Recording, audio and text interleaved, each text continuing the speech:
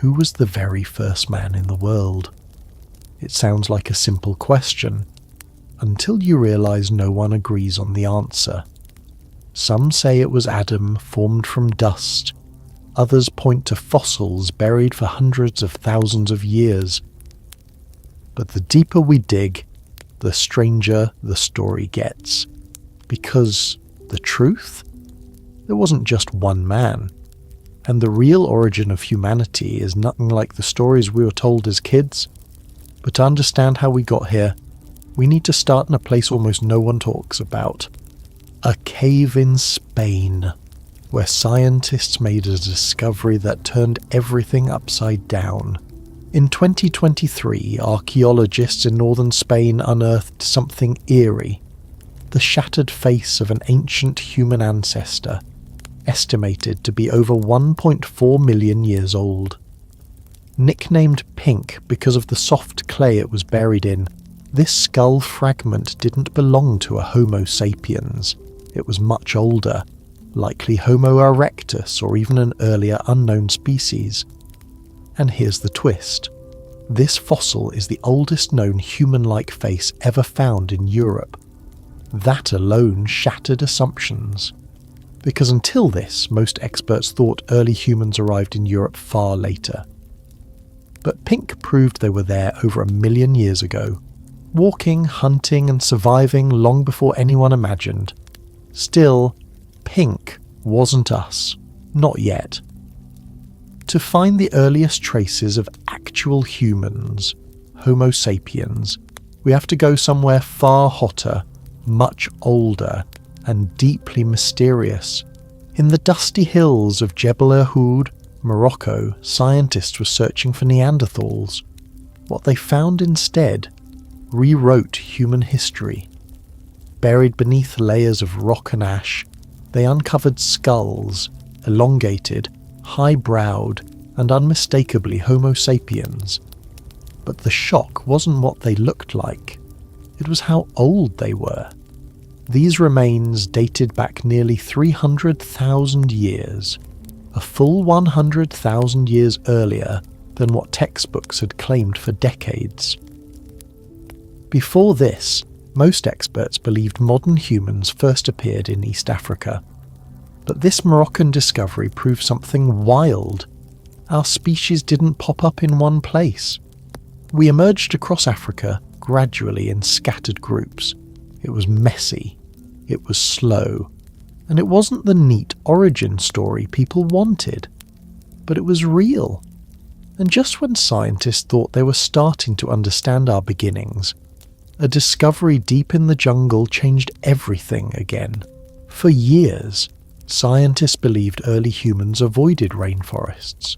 Thick, humid, and filled with danger, they were thought to be unlivable for our ancient ancestors. But then came a shocking twist. In the dense rainforests of West Africa, archaeologists discovered ancient stone tools, sharp-edged, skillfully crafted, and buried in layers of soil nearly 150,000 years old. These tools didn't belong to apes or primitive species. They were made by early Homo sapiens.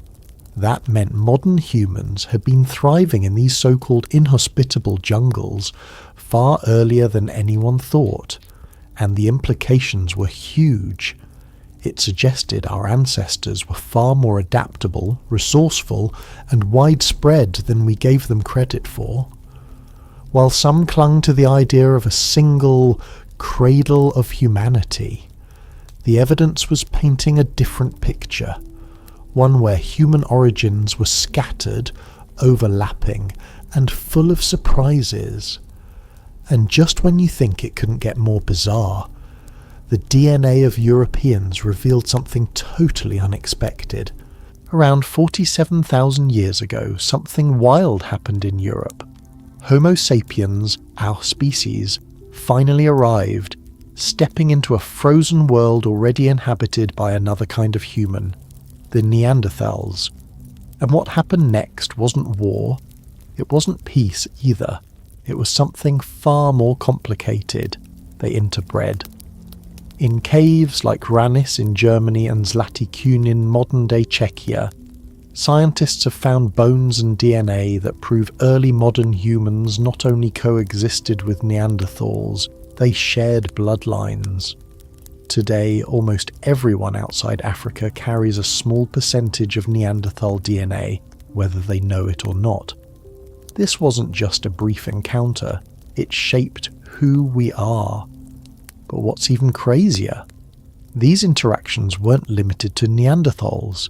As we spread, we also crossed paths with other mysterious human relatives, like the Denisovans, some of whom left no face, no name, just whispers in our genes.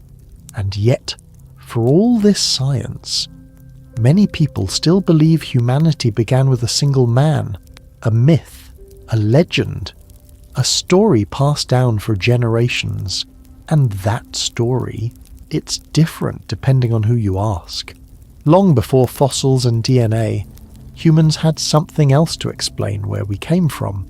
Stories.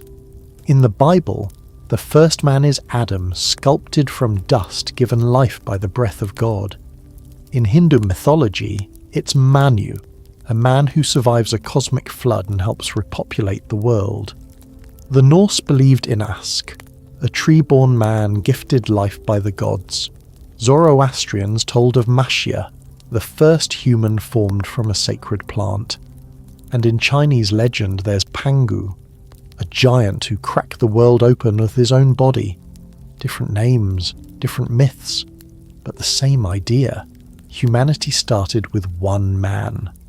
And maybe that's the most human thing of all. When science shows us chaos, we crave simplicity. When history gets messy, we tell stories to make sense of it. But the truth, the first man wasn't alone.